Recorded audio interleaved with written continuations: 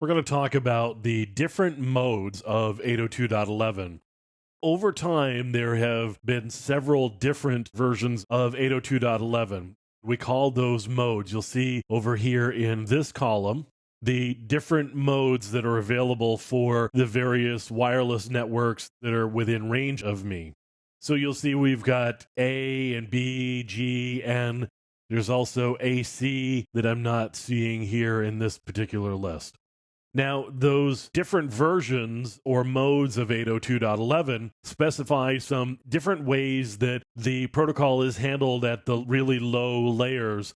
But from a practical standpoint, what we're really talking about is different bandwidths or different data rates that we can support here. Now, let's just take a look at the different versions, and you can see the very first version was 802.11a, and that supported data rates all the way up to 54 megabits per second.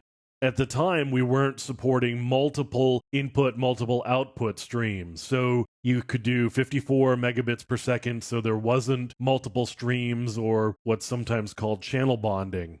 You'll also see that there are different modulation schemes, and the modulation scheme has to do with how the data is actually sent through the air over this different frequency. It has to do with how the carrier signal is modulated in order to carry the data. So we've got A, which was released in September of 1999. B was also released in September of 1999. You'll see there's a difference there because 802.11b only supported up to 11 megabits per second. You'll also notice that 802.11a was really in the 5 gigahertz range, where B was in the 2.4 gigahertz range. Now, G came out in 2003. Now we're back to supporting 54 megabits per second over the 2.4 gigahertz range of frequencies. Then in 2009, we get 802.11n, and that supports multiple input-output channels. And the more channels you get, the more bandwidth you can support. So you can see here that we can support up to 135 megabits per second. Now, in December of 2013, we've got 802.11ac, and that is on the 5 gigahertz frequency.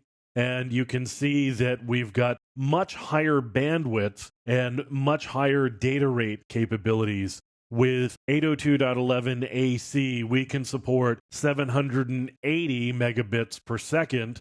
So we're really closing in on the gigabit range for our wireless networks.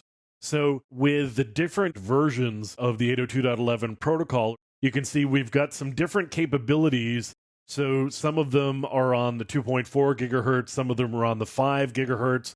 You've got different bandwidth ranges or capabilities for the different versions. You've got different ranges. There's different modulations up until we standardized on OFDM in 802.11, and then that carried through into 802.11ac. But really, the thing that most people are going to be interested in is how much data can we push through this wire.